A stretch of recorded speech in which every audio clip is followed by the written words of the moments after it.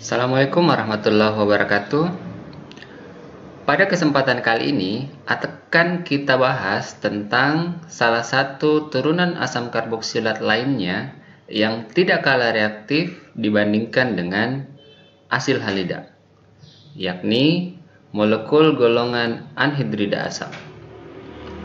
Sebagai gambaran di pembahasan-pembahasan sebelumnya bahwa asam karboksilat ini pada umumnya yang paling sering dibahas itu mencakup 4 turunan lainnya, yaitu ini sebagai molekul induk asam karboksilatnya RCOOH, kemudian membentuk molekul turunan yang paling reaktif, misalnya direaksikan dengan thionil klorida SOCl2, membentuk RCOX, yaitu golongan asil halida, telah kita bahas di pertemuan yang lalu. Kemudian dari asam karboksilat ini itu juga dapat membentuk turunan yang lainnya, yaitu golongan anhidrida asam yang akan kita bahas hal ini. Jadi dia adalah ini hasilnya 2 RCO, ini juga RCO nya 2, gabungan dari 2 asam karboksilat. Lalu turunan yang ketiga yaitu ester, ini sudah kita bahas, molekul-molekul pembentuk rasa harum, essence, baik dari buah dan bunga, kemudian bentuk lilin dan bentuk trigliserida, minyak lemak. Serta yang kita bahas terakhir nanti di pertemuan berikutnya yaitu amida. Dari atas ke bawah ini adalah tingkat reaktivitas. Apa artinya reaktivitas? Kondisi di mana dia akan sangat mudah bereaksi ketika bertemu atau berinteraksi dengan molekul lainnya. Amida berada pada posisi yang paling stabil sehingga dia pada saat sudah membentuk amida cukup sulit untuk berubah atau bereaksi apabila berjumpa dengan molekul lainnya. Beda halnya dengan asam karboksilat. Asam karboksilat ini bisa dengan mudah membentuk ester atau amida. Sebaliknya amida sangat sulit menjadi ester, apalagi asam karboksilat, apalagi menjadi hasil halida. Namun untuk sintesis biasanya asam karboksilat ini kalau dari ester masih membutuhkan katalis dan pemanasan, biasanya dipotong prosesnya dengan cara dirubah menjadi molekul yang sangat reaktif, sehingga pada saat ditambahkan pereaksi dengan langsung juga di detik itu juga terbentuk produknya.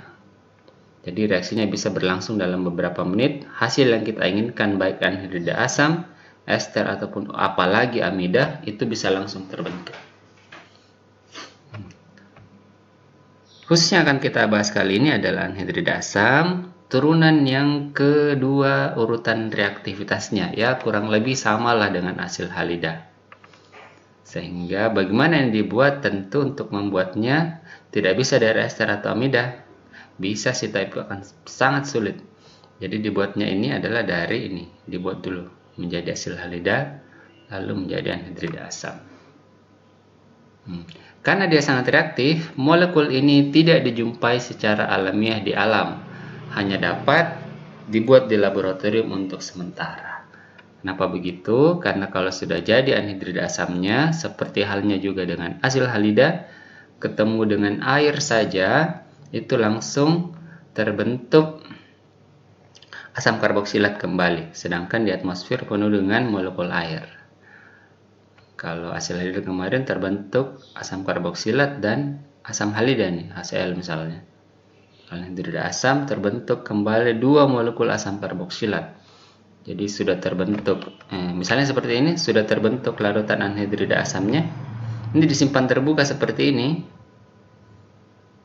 Sebentar atau besok sudah jadi asam karboksilat kembali. Ini adalah contoh gambaran bagaimana fasa atau bentuk wujud dari anhidrida asam yang telah jadi dibuat di laboratorium. Misalnya ini adalah anhidrida etanoat. Cairannya bening, tidak berwarna. Kita mulai bahas anhidrida asam. Apa itu anhidrida asam? Dia adalah molekul turunan asam karboksilat yang memiliki rumus umum RCO R aksen. Jadi hasilnya ada dua ini. RCO-nya 2 dihubungkan oleh oksigen. Jadi kira-kira ini gampang lah kita, dua asam karboksilat saling bergabung. Ya. Nah, ini dia adalah gabungan dari dua molekul asam karboksilat atau turunan asam karboksilat. Ini khususnya asil halida ya. Jadi asil halida dengan asam karboksilat jadinya anhidrida asam. Tadi sudah disampaikan juga, tidak dijumpai secara alamiah di alam. Kenapa? Karena kereaktifannya tinggi, menyerupai asil halida. Gampang sekali bereaksi menjadi molekul yang lain. Misalnya bereaksi dengan air, bereaksi dengan alkohol atau yang lainnya. Apalagi ketemu dengan N. Langsung terbentuk amida dengan sangat cepat. Seperti halnya ilustrasi pada pertemuan asil halida. Langsung tetes, meletup karena reaksinya cepat. Bagaimana penamaannya? Ya gampang ya, yang jelas tahu basicnya bahwa untuk penamaannya itu lihat saja asam karboksilatnya.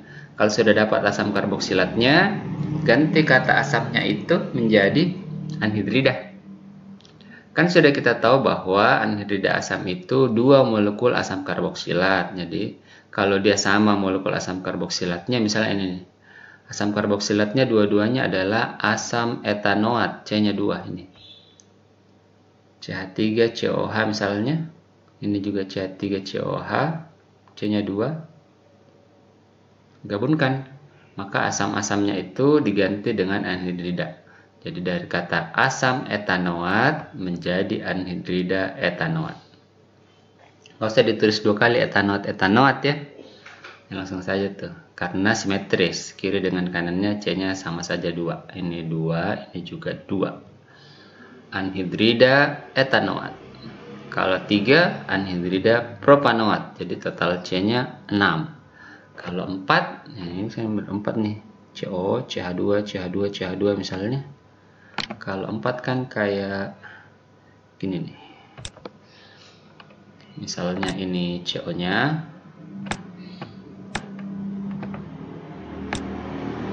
Ini hasil yang pertama, C-nya 4, 2, 3, 4.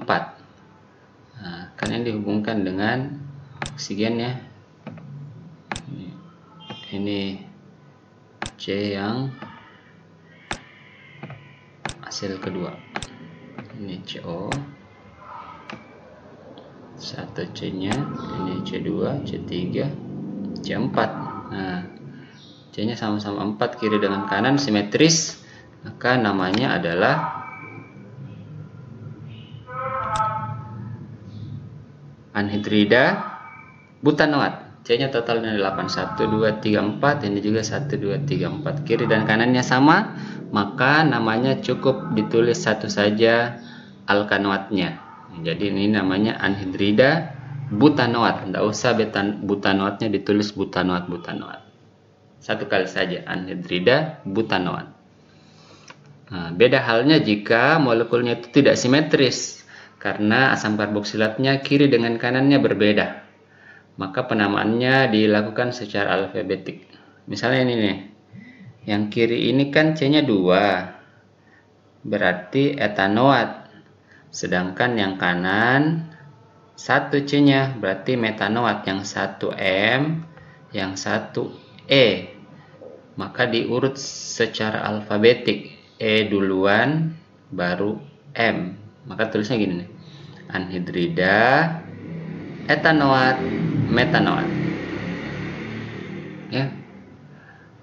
Kalau kita ambil contoh yang di atas, ini misalnya kita tambahkan 1 C-nya. Maka di sini di kiri C-nya 4. Kalau 4 berarti butannya ya, B. Kalau di sini 1, 2, 3, 4, 5. pentanoat. Nah, berarti namanya ini adalah anhidrida B dulu ya, butanoat pentanoat gitu. Saya ulang, ini namanya anhidrida butanoat pentanoat ketika jumlah C yang kiri dengan kanan berbeda. Terus tambahan, ini jika kebetulan ada rantai samping tambahan, maka dijelaskan saja dia di alkanoatnya melekat gugus fungsi tambahan itu di mana. Misalnya seperti ini. Di sini misalnya ada tambahan gugus Cl ya, klor. Kemudian di sini ada tambahan gugus, mana ya bagusnya? Di sini metil. Ditulis saja tuh bahwa ini kan di sini kan butanoat pentanoat. Nanti tulisnya asam anhidrida ini anhidrida ya, anhidrida.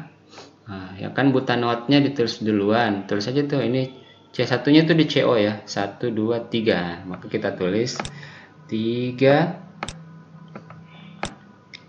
metil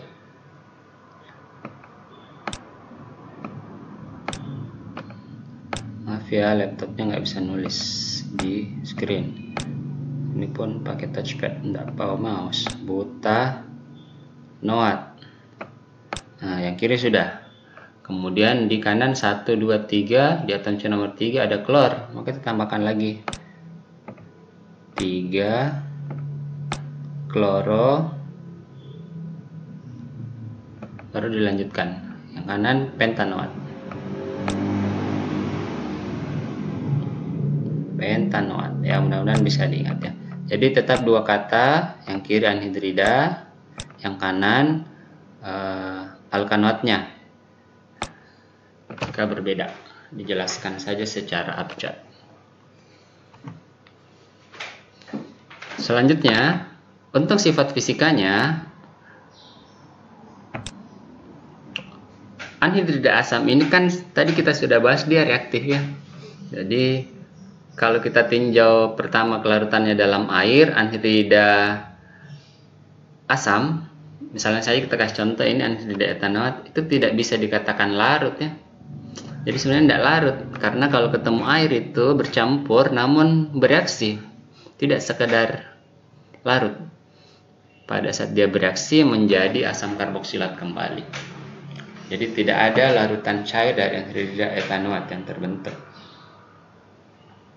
menghasilkan dia asam etanoat.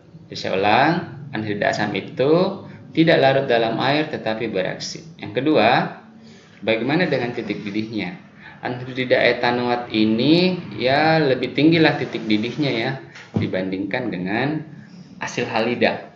Kenapa bisa seperti itu? Karena ini nih, ada CO ya, nih molekul ini CO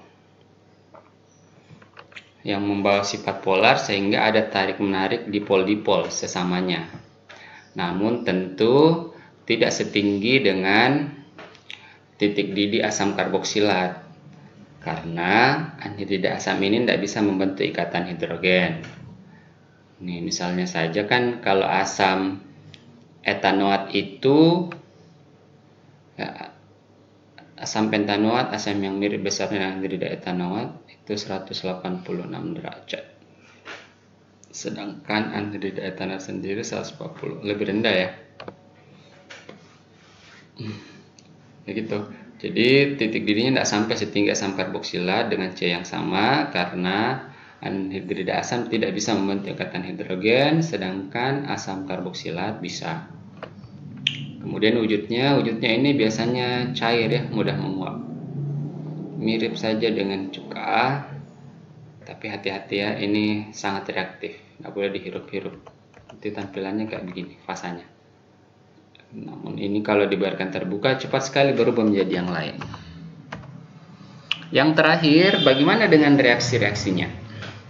Di awal kita sudah bahas bahwa anhidrida asam ini dibentuk dari 2 molekul asam karboksilat. Umumnya kita buat dulu menjadi asil halida ya. Jadi untuk membuatnya dengan mudah, asam karboksilat sebagai molekul induk kita ubah dulu menjadi anhidrida asam. Jadi misalnya sudah terbentuk anhidrida asamnya, asil halidanya. Misalnya ini CH3COCl, etanoil klorida. Direaksikan dengan asam karboksilat. Entah asam karboksilatnya langsung atau dalam bentuk garamnya supaya bisa lebih cepat lagi bereaksi. Sisa ditulis ulang saja nih, ini R, ini CO. Ya. Kemudian yang kita lepaskan itu kita tandai saja lah ya. Ini lepas bersama Cl dengan Na. Nih, sisanya sisa digabungkan. Ini RCO-nya. Ini. Ya. CO sampai sini ya. Kemudian yang ini RCO-nya juga. Nah, ini sampai O. Yang ini. Gampang sih reaksinya, saya dipotong-potong begitu saja. Kemudian reaksi hidrolisis. Nah, pada yang saya ulang tadi yang sintesis setelah terbentuk anhidrida asamnya, bagaimana jika dengan ketemu dengan molekul lain anhidrida asam yang terbentuk? Enaknya motong-motong begini aja sih.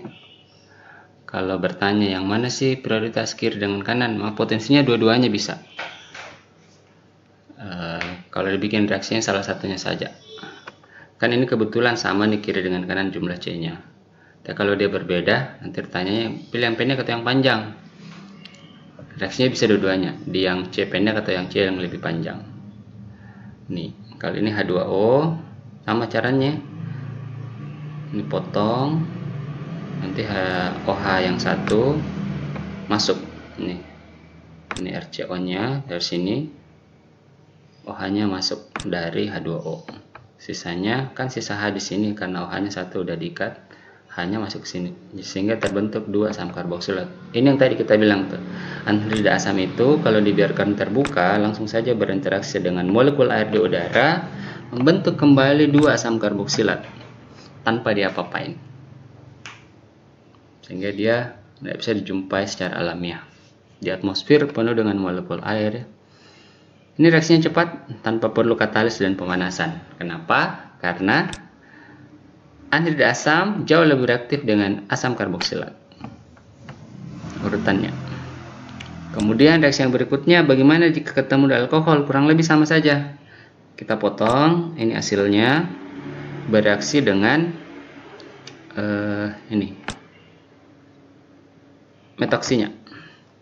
Jadi masuk tuh CH3CO ini OCH3 gabung menjadi ester. Nah, jadi kalau punya anhidrida asam bereaksi dengan alkohol cepat sekali terbentuk ester. Ini reaksi-reaksi ini untuk membuat parfum atau aroma-aroma tertentu yang bisa sangat cepat. Langsung ester tanpa pemanasan dan tanpa katalis. Di detik dan menit itu juga terbentuk. Nah, sisanya ini RCOO, ini RCOO, sisanya H yang ini terbentuk asam karboksilat. Jadi anhidrida asam tambah alkohol jadinya ester tambah asam karboksilat. Yang lebih cepat lagi adalah jika ketemu dengan N. Nih, RCO-nya berikatan dengan N. Ya. Ini reaksi antara diabaikan aja ya. Mekanismenya sih harusnya begini. Tapi langsung saja di bawah dah. Nih. RCO langsung bereaksi dengan NH2-nya. Ini. Nih. CO-nya. NH2. Sisa H-nya yang ada satu di sini gabung sini CH3COOH ini.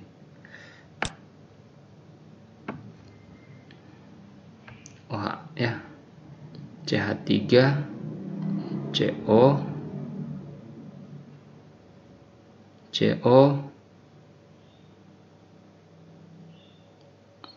COONH2 ini. Inilah amida. RCOON. Oh ya, ini N di sini ya. N. RCON. Jadi jika ketemu dengan N, anhidrid asam ini akan membentuk amida. Itu sedikit pembahasan tentang anhidrid asam sebagai molekul yang reaktif dari turunan asam karboksilat yang tidak bisa dijumpai secara alamiah. Mudah-mudahan bisa dipahami. Terima kasih. Assalamualaikum warahmatullahi wabarakatuh.